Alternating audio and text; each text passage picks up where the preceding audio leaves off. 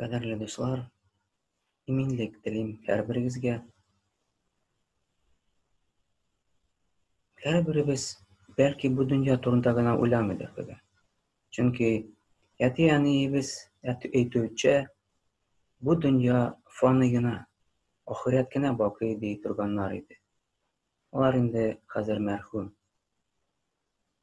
Musulmon xalqi sirat ko'pirini yashana. Har kishi oxiratga borganda Xudo yonina ojumoqqa kirish uchun sirat ko'piri o'targa tegish. Sirat ko'piri 6 polosali tugul, balki bir polosada yo'q. Uni mashina bilangina tugul, jiyovda o'tib bo'lmaydi. Chunki u ko'pir qaldan ichga, qilichdan o'tkir. Bir yaxshi ish ishlov bilangina da o'tib bo'lmaydi. Bizga u ko'pirni o'tish uchun gunoh qo'mocholi. U ko'pirdan yig'ilib tushgan jahannam o'tini mangilikka ketadi. U ko'pirni o'ta olmaslik necha gunoh ishlarga kerak so'ng, do'stlar? Siz necha bo'lasiz? Tavrat kitobida Alloh bilan munosabatni buzuv uchun Adam bilan Havoga bir gunoh ishlarga ketdi. Xudotaala bir amr bergan Adamga ham Havoga. Bog'chadagi bir o'g'achdan jemish olib o'sharga ruxsat etilmagan. Qolgan o'g'achlardan qo'ysisin yoning tili o'sha. Lekin iblis kuturtib Havoni shu o'g'achdan jemish olib o'shata. Havo Adamga da beradi.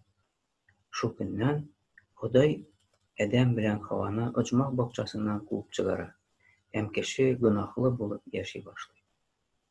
Biz boribizda Adam bilan Havo bolalari. Shunga ko'ra biz da gunohli bo'lib tug'armiz.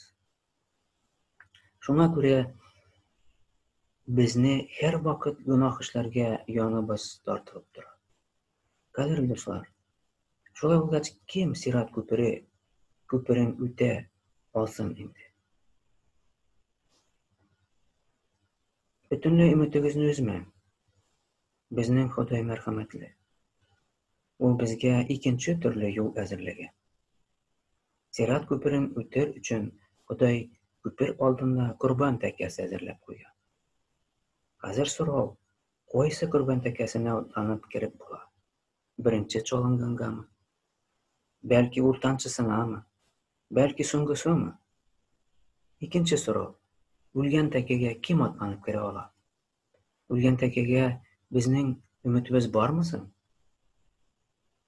Xudo niddi qurbon takasi hazırlagan ekan?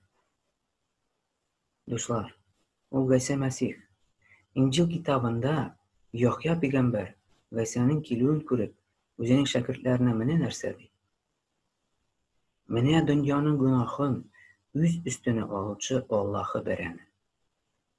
Qadrli do'stlar, G'aysa Masih o'zida isbotli bu so'zlarni Injil kitobida. Mana u narsa deydi. Men yo'l, haqiqat ham turmush. Otam yonimda olib bora turgan mendan boshqa yo'l yo'q. G'aysa Masih bizning gunohlar uchun qochda haqni to'lagan.